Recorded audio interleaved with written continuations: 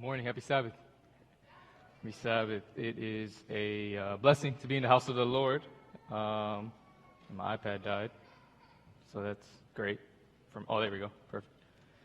I am excited for this series. I know Pastor Rochelle began last week talking about peacemaking, as I think is a tradition at PV, at least on our team. I always kind of get given the most difficult topic of a series, and maybe it's just the price of being the youth pastor.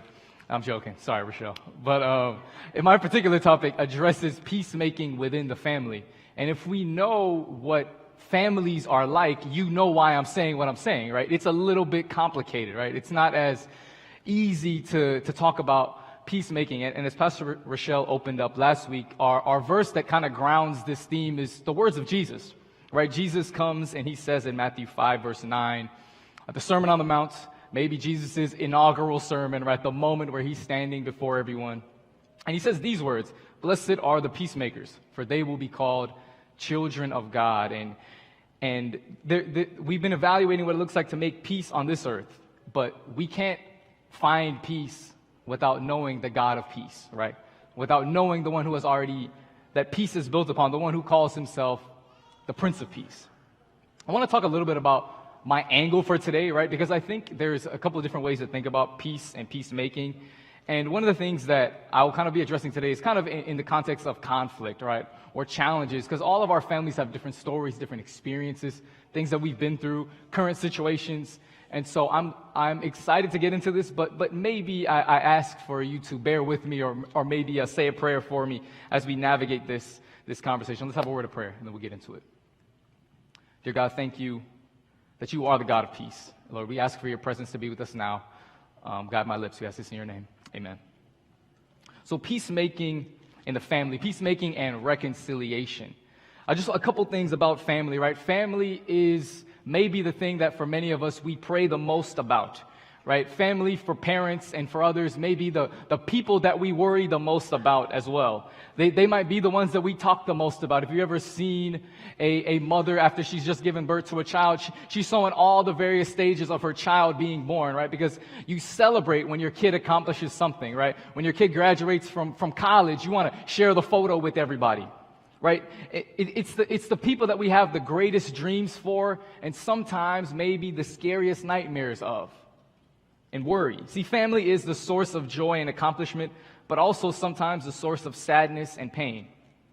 For many of us, family has been what has kept us from feeling alone, but for some of us, we felt alone within our families. According to one study, it says that 25% of young adults today in 2023 are estranged from one or both of their parents. So 26%, it says that 26% of them report estrangement from their father, right? So there's separation, there's a break in the relationship.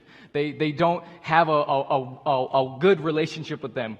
Well, it says only 6%, which is still a lot, have cut ties with their mother. See, there are numerous stories of children who have cut off their parents, right? Or parents who have cut off their children, and in many ways doing what the previous generation has wished they had the courage to do. Right, when I think about my own family, and maybe even think about your own, you take inventory, you might think of, oh, well, this person doesn't really talk to this person, or this person has an issue with this person, right? And you feel like there's a need for peacemaking, right? But maybe what we try to do is kind of be like, maybe we'll just keep them in separate rooms, or maybe we won't talk about this particular situation. You see why peacemaking in family can be challenging, right? It's complex, it's not easy. So we will be exploring today, actually, in the book of Genesis, chapter 37. We're going to be exploring the story of a guy by the name of Joseph. You might know him for his fancy coat of colors. And we're going to talk a little bit about why he received that coat of colors and all the various other things that kind of walk through. So another area for you to bear with me through is we're going to be covering a good amount of ground, and I'm going to skip over some things. So I encourage you maybe over this next week to kind of read over the story.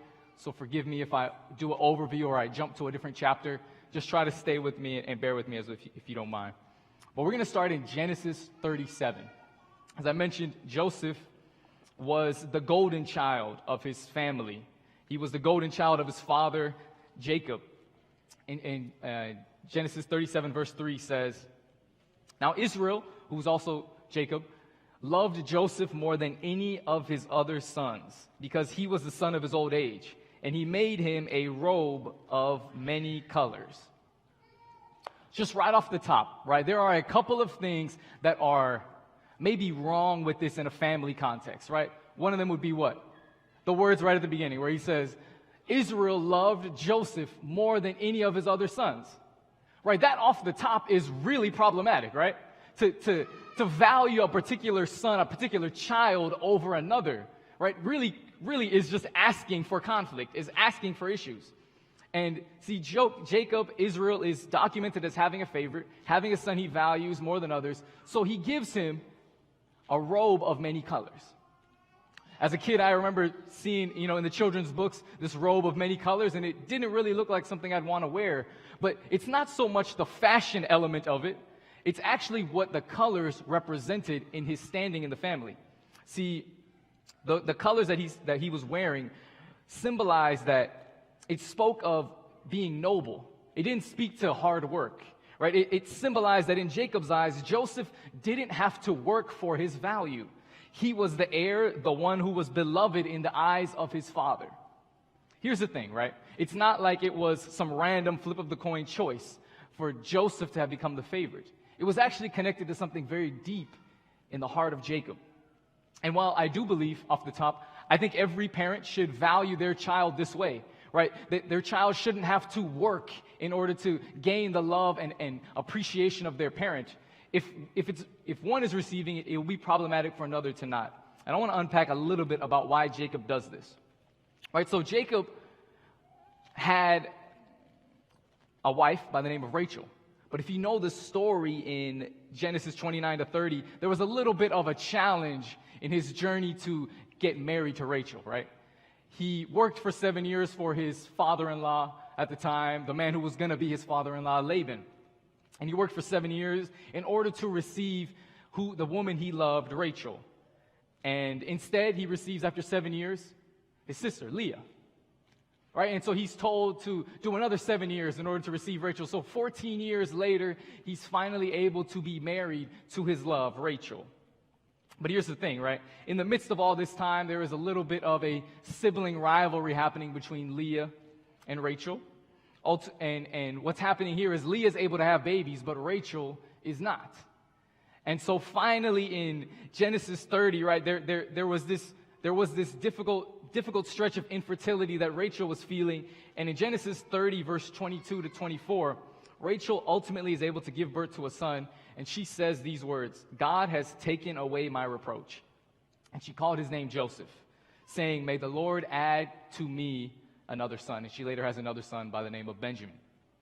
So Jacob's love for Joseph stems from this struggle, right? He was deceived first and was forced to marry Leah, and then ended up and finally was able to receive Rachel. So because of this, right, the birth of Joseph actually vindicates Jacob, right? It vindicates his 14 years of struggle. It vindicates the deception he faced. And so that's why Joseph was now the golden child, because it allows Jacob to feel as though he finally won, right? He finally was able to receive what he wanted. So in turn, Joseph gets a little bit more pampered, a little bit more spoiled than the rest of them. And Joseph is completely unaware of this, right? Joseph is just happy to receive a fancy new coat from his dad. He thinks that it's normal to be treated this well, and he maybe misses in his eyes how everyone else is being treated. But this leads me to the first thing when it comes to peacemaking. Family conflict often begins with situations that happened before we were born. Family conflict often begins with situations that happened before we were even born. See, the reason Joseph, right, ends up in conflict with his brothers, right, the reason why they begin to hate him, why they begin to not like him, is because of something that happened before any of them were born. Right? This stems back from when Jacob wanted Rachel and ended up with Leah. Right? It stems back from the broken relationship between Jacob and his father-in-law. See, and now it stems down into the kids. It happened before they were even born. And now they were brought into a family dynamic that extended from generations ahead of them. See, the coat that was made by Jacob for his golden child represented something that Joseph couldn't fully understand. And that's why there was animosity. That's why there was anger and bitterness that went from the adults, right, the previous generation, and now has fallen onto the children. You guys see what I'm saying? Right? It jumped generations, right? It left this generation and is now in the new generation manifesting itself in a new way.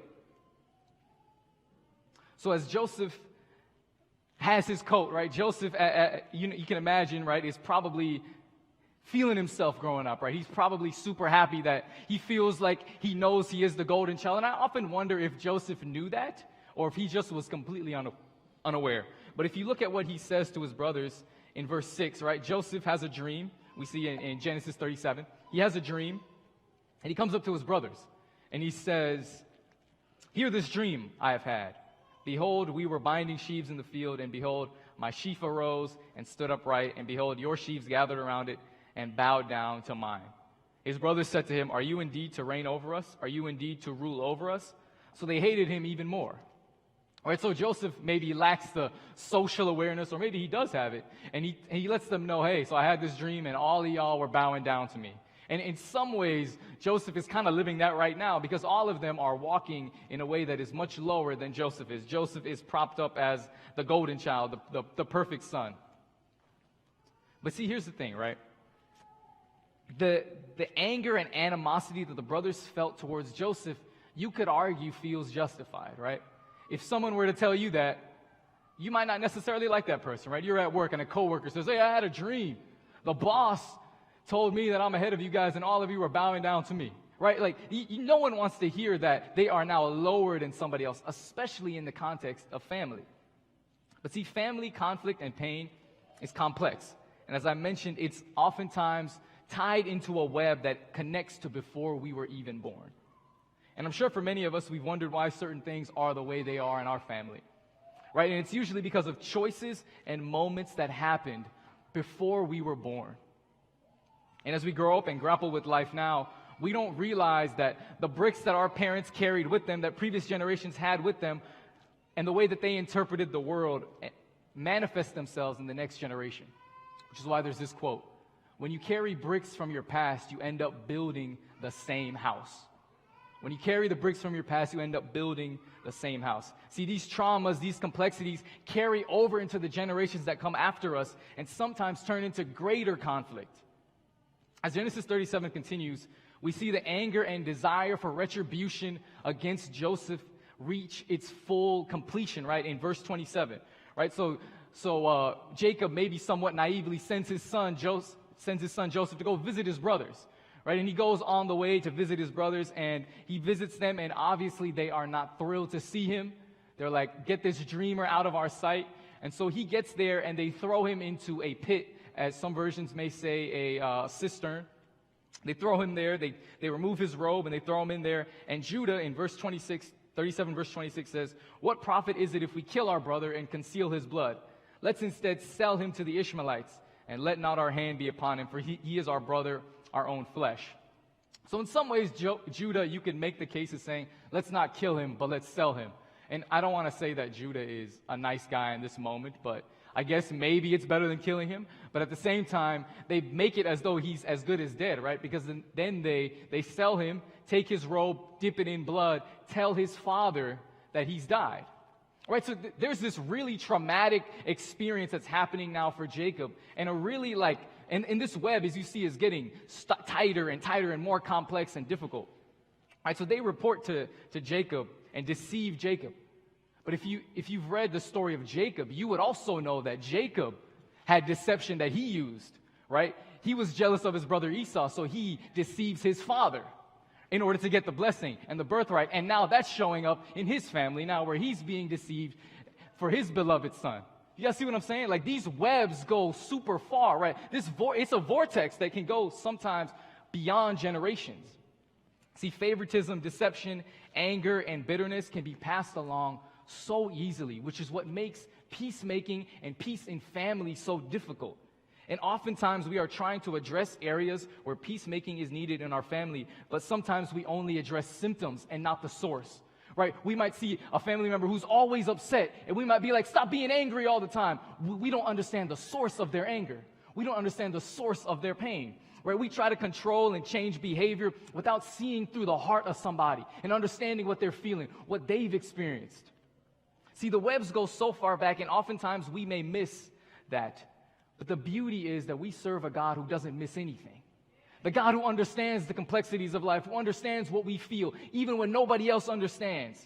See, the tears shed today could sometimes be sourced in yesterday's pain. The anger of today could be from unaddressed wounds of the past. And peacemaking isn't easy, but God is there with us in those moments. Because sometimes these roots go so deep, deeper than we realize, but God understands them. God allows those roots to grow us into something different, which we'll get to later. See, as we continue through the story of Joseph, we go into Genesis 39. Joseph now finds himself at Potiphar's house. Potiphar is an official of Pharaoh, right? So if you were to get sold, maybe this is one of the better locations to go to and sort of end up. Obviously, you're not free. You don't really have autonomy, but I guess in this case, it's better than what some others are dealing with. And he seems to be prospering to a certain degree, like things are going well. Potiphar's kind of letting him have a little bit more control in the house.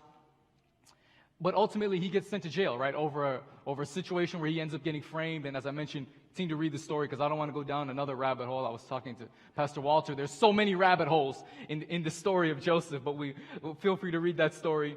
And he ends up going to jail, right? He ends up in jail, and the verse actually says an interesting thing at one point where it says, at the end of 39, it says, whatever Joseph did, the Lord made it succeed, yet he now is in jail. So it's really funny how that works out.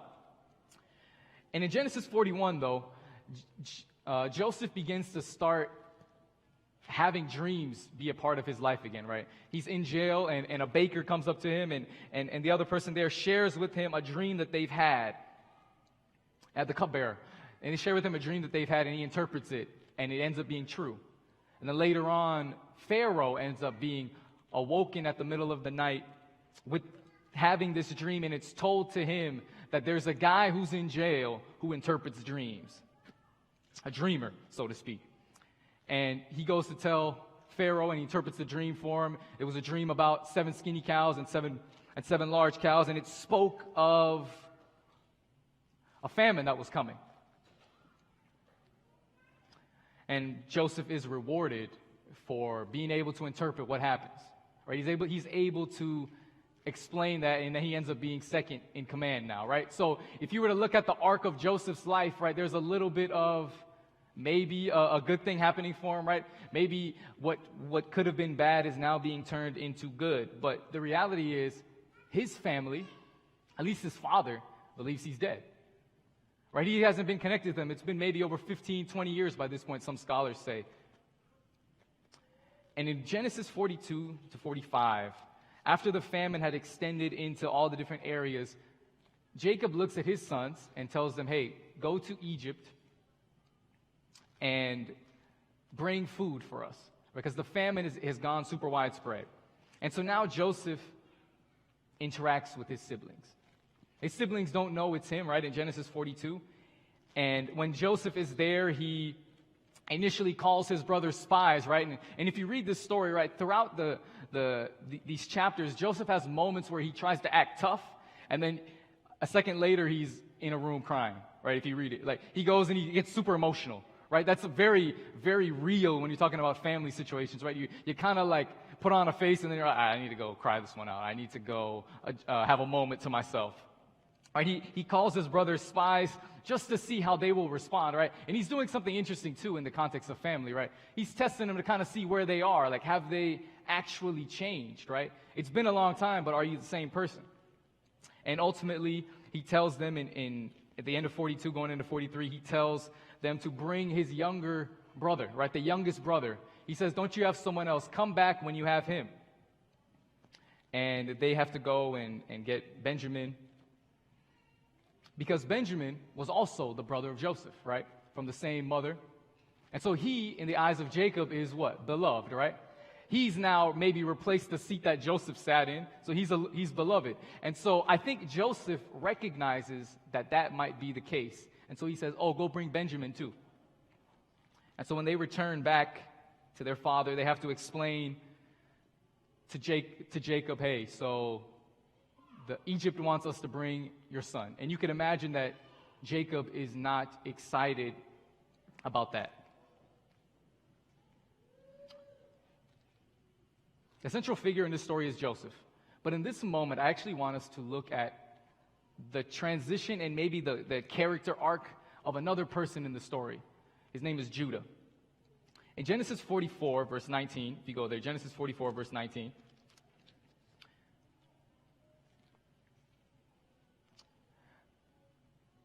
Joseph has been doing a lot of different things to his brother, right? He frames them, right? He puts a silver cup in there. He's doing all these different things to test them. And in this moment, Judah actually tells his brothers, I'm going to speak to Joseph, right? He doesn't know that it's Joseph. And he goes to them and he explains this story. He says, have you a father, right? He looks at Joseph and says, have you a father or a brother? And we answered, we have an aged father, and there is a young son born to him in his old age. His brother is dead, and he is the only one of his mother's sons left, and his father loves him. See, here's the thing, right? After everything that's happened, right, all the things that are going on, Joseph is giving the brothers a hard time. Jacob is nervous because he might lose another son. Judah, who is the guy who said, let's sell him, now comes up and begins to communicate with this guy who he thinks is an Egyptian official, but it actually is his brother. And what he does here is really, really important for the incident of peacemaking, right? It's really, really important because, see, peacemaking, what's happening here for Judah is making space to now feel the pain that his father felt, right? Although that pain is tied to his own pain, right? So what happened to him, right? So his father felt all this different pain for losing his son, right? For not being able to marry the person he wanted to initially. But in this moment, Judah, over the years, has learned to have compassion for his father, and he begins to express that to Joseph, which leads me to this next point, which says, peacemaking asks us to try to see the world through someone else's lens. Right? Judah comes to the realization that his father was hurt, and hurt people hurt people. He realizes the truth behind this quote, that maybe his father never healed from this, and if you never heal from what hurts you, you will bleed onto people and others who didn't cut you. See, Judah realized that even though his father Jacob had bled onto him by favoring one son over another, he now has learned to try to see the world from Jacob's perspective, and it's allowed him to now have compassion on his father, even though his father mistreated him. See, peacemaking creates the way for us to see through someone else's lens. It's like putting on someone else's glasses, right? It's blurry for you, but it's clear for them. Their eyes just automatically adjust to it because that's how they're able to see the world. See, in the over 20 years since the moment that Judah suggested to sell his brother, Judah is now able to see from Jacob's perspective. And it heals something in him, right? It begins to sort of maybe put a Band-Aid on all the things that happened throughout the previous generation and throughout his own life. See, Judah knows that his experience with his father, although very painful, was just his father doing what his father thought was best and what had been modeled to him throughout his life. See, Judah learned that over the years, to see the pain that he and his father experienced, he had to make a choice. And I believe that choice stands for us. The choice to choose healing and a different path for the next generation. See, when Judah had the chance to tell his father off, right, because you can imagine there was a little bit of reluctance on Jacob's part, Judah has the opportunity to look at his dad and say, why is it that you always favor other people? Why don't you treat us all the same way? Instead, what he says these words to him, send the boy along with me and we will go. I myself will guarantee his safety. You can hold me personally responsible for your son. If I don't bring him back to you, I will bear the blame. See, Judah learns that instead of passing anger onto his father and holding animosity and just getting more frustrated and angry and creating more bitterness, Judah instead offers himself. He accepts responsibility for the life of his brother. See, the journey that Judah goes through is monumental in the journey of peacemaking, because Judah realizes that peacemaking is this. Asking yourself this question, how can I do my part to help heal the wounds that I may have caused and the wounds that were caused around me? Right? Judah asks this question, what are the things that I've done? Right? Judah knows that he sold his brother, and now it's his opportunity to try to heal that wound. And sometimes that wound extends beyond that. And so what were the wounds that were caused around me and to me?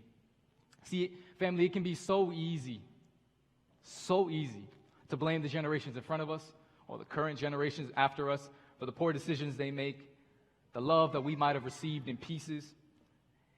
It can be easy to blame another generation for being lazy, not working hard enough, being self-absorbed. Yet peacemaking invites us to ask the question, what can I do to make peace rather than just keep peace? Right? Because Jesus said, blessed are the peacemakers, not blessed are the peacekeepers. Because peacekeeping requires action. It requires us reaching beyond. See, peacekeeping is what can I do to conform and kind of maintain where we are. But peacemaking invites us to form, to cause, to build and construct something new, something different that crafts a real new peace. See, Jesus invites us to be peacemakers, not peacekeepers. Peacemaking doesn't absolve the actions of the past. It doesn't eliminate the pain that takes place. In fact, sometimes it leads into it, right? And it causes us to do this deep inner work and reflection with God and with our families to think about how we can reconcile in order to bring peace. And we see here with Judah, God invites him to learn new rhythms, learn a new way to see the world. Judah saw that generational curses can easily consume him. If you read Genesis 38, you'll see that as well mixed in. See, in order to rewrite the patterns that have existed in your life, it takes unlearning and it takes relearning from the God of peace, from the Prince of Peace. So we have all gone through painful experiences. Yet, family, I believe we have been gifted the ability and the opportunity to foster peacemaking and reconciliation in our families. As we see as the story of Joseph wraps up at the end of Genesis 44, verse 27.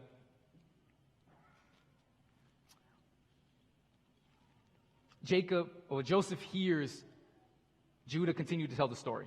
And he says, your servant, my father, said to us, you know that my wife bore 2 sons, one of them went away.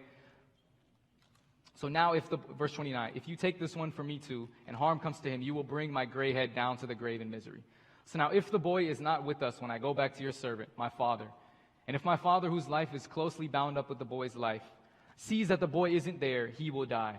Your servants will bring the gray head of our father down to the grave in sorrow. Your servant guaranteed the boy's safety to my father, and if I do not bring him back, I will bear the blame. Right, so Judah continues to explain to Joseph, who he believes is an Egyptian official. But it's here that as Judah explains again to him what his father feels, that Joseph is moved. Joseph finally says, all right, I need to reveal myself. He can't take it anymore, right? And he realizes that Judah here is telling his father's story. And even though that story might have hurt him, it's still a story worth being told. And you can imagine Joseph throughout that process, right? All the things he's doing is really asking this question: why would I ever re-engage with my family? Why would I ever re-engage with these people who have hurt me, that sold me? And now, especially now that I have power, aren't they just going to come and want things from me? But Joseph begins to see the power of a peacemaking God, a God who moves Judah's heart, and I believe is beginning to move everyone's heart towards restoration, towards reconciliation. And in Genesis 45, at the beginning of it, we see Joseph finally feels safe enough to reveal himself to the brothers. And he tells them that it's him. And the initial reaction of his brothers is fear, right? Because they imagine that vengeance would be what Joseph wants. Because so often, revenge is what can consume us when we think about situations in life, right? When we've been wronged, even within our family, right? We might wish somebody to fail. We might wish not good things upon somebody. But instead, Joseph says to them, in 45 verse 4, come close to me. Some versions say, come near to me. And they came near. And he said, I am your brother Joseph, who you sold into Egypt. And now do not be distressed or angry with yourselves because you sold me here, for God sent me before you to preserve life. Joseph says, despite everything that happened, I'm going to pull closer together, closer to you so that we can all heal together, so that we can make peace in this family. See, so often the natural inclination is to separate and pull apart, but peacemaking invites us closer because we serve a God who is a peacemaker, who calls us closer. No matter how far we go, God continues to call us back. How can I bring you closer? See, Joseph tells his brothers that the wrongs done to him were painful. They were difficult, but all of us have been hurt. And he says that all these things that happen are just the soil for me to grow into what God desires me to be and what God desires healing to look like in our family. See, being sold and thrown in jail and the famine were actually turned into good because of a God who desires our good. Many of our families, a lot of our families here, each of us have had traumatic experiences throughout our lives. Whether that's the effect of war, oppression, genocide, poverty, natural disasters, incarceration. All these are painful moments that in some ways interpret how we function as families. Each generation and person experiences these things in unique and individual ways. It's played out, their story gets played out in a different way for each person. It can look like estranged relationships within family, across generations, across culture. But these things can feel like they cripple us. They can feel like a burden on us, that they might separate us from each other. But God tells us that our experiences, our difficult experiences, can become the birthplace for the unique journey that God desires to take us on. That in those experiences, in those difficulties, can become the birthplace for peacemaking. Because we serve a God who turns brokenness into beauty, graves into gardens, pain into power, and tears down walls of separation. We worship a Savior who calls us close. And he demonstrates this in Ephesians 2, verse 17, where it says, He came and preached peace to you who were far away, and peace to those who were near. For through him we have access to the Father by one Spirit. The God of peacemaking brings people closer, and I believe brings families closer. Peacemaking and reconciliation pushes back on all the ways that the enemy tries to scatter and destroy us. So we can say what Joseph says to his brothers at the end of Genesis, where he says, you might have intended to harm me, but God intended it for good.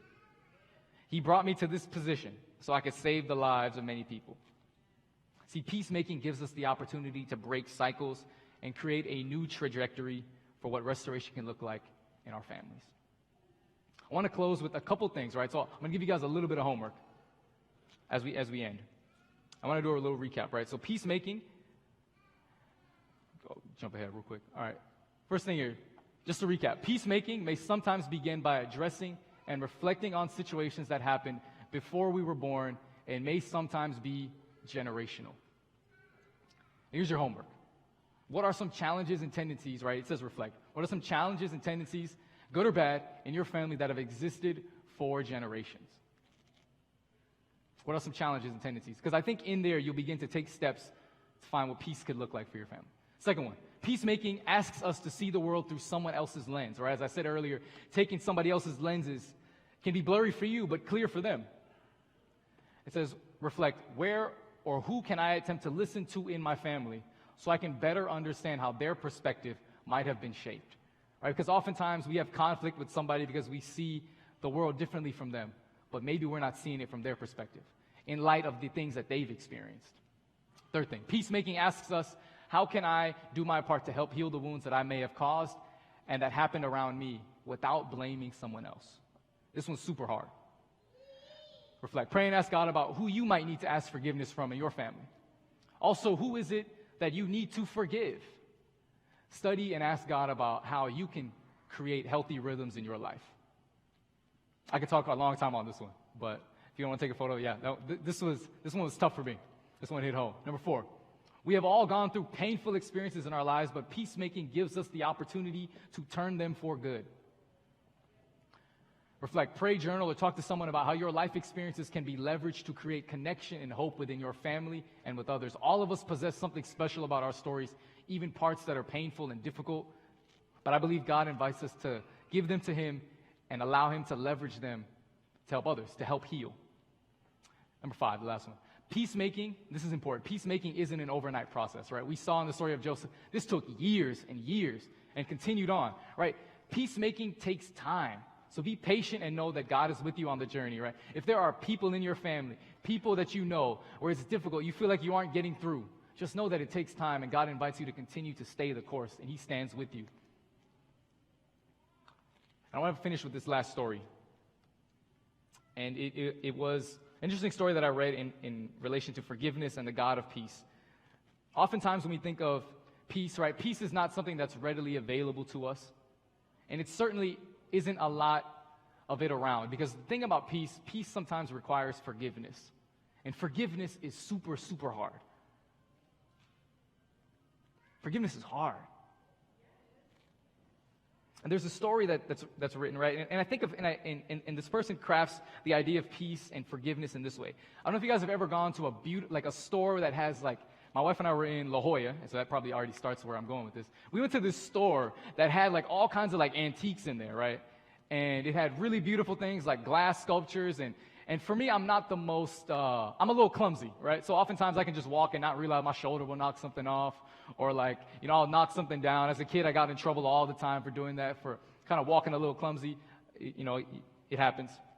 And so she tells this story of, she goes into this store, right? And automatically, right, you go in there and you're not really able to look at the stuff because you're afraid that something might drop and something might break.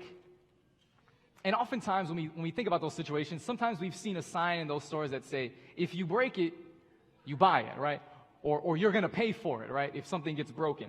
And so we kind of move in those stores very, very dangerous, very, very carefully, because we don't want anything to happen because it seems like it could be dangerous, right? I don't want to be out $300, $400. The store I was in La Jolla had like a little vase. We're like, oh, let's get this. I was like, $400. And I was like, we're not getting this. So we'll go to Goodwill or something. Wait for the rummage sale.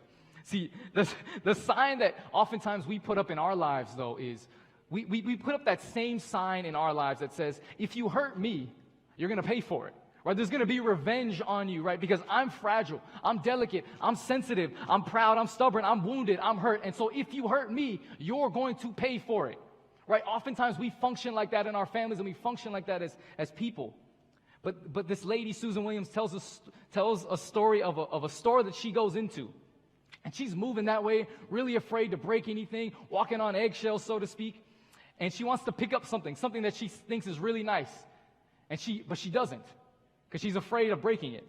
But the store employee looks at her and says, no, please, pick it up if you like. Don't worry. You can rely on this store's policy. And she points to a small sign that says this: if you break it, please tell me so that I can forgive you. If you break it, please tell me so that I can forgive you. Family, I believe that if we as families in peacemaking can think, man, yes, I made a mistake. Yes, I broke you, but please tell me so that we can find the process to healing, so we can find what it looks like to bring peace within our relationships. Because we serve a God who says this to us: if you break it, if you make a mistake, if you hurt me, don't worry, I'm going to forgive you. That's why Jesus went to the cross and said, my peace I leave with you. My peace I give to you. Not as the world gives do I give to you. So let not your hearts be troubled. Don't be afraid. Yes, people are fragile. Yes, we have things that stand with us, but those things can be leveraged for good in light of a God who is the peacemaker. A God who forgives us so that we can in turn learn the art of forgiving and making peace in our relationships and in our lives. Let's pray. Dear God, thank you that you say this to us: that if brokenness happens, you forgive us, you heal us, you make it right. And God, as we seek peace, as we leave this place, God, I pray that we leave with the confidence in you, a God who has already made peace for us, who has sacrificed to heal the rifts that exist in our world with sin. And Lord, I believe in our homes, in our families. Thank you. We ask this in Jesus' name. Amen.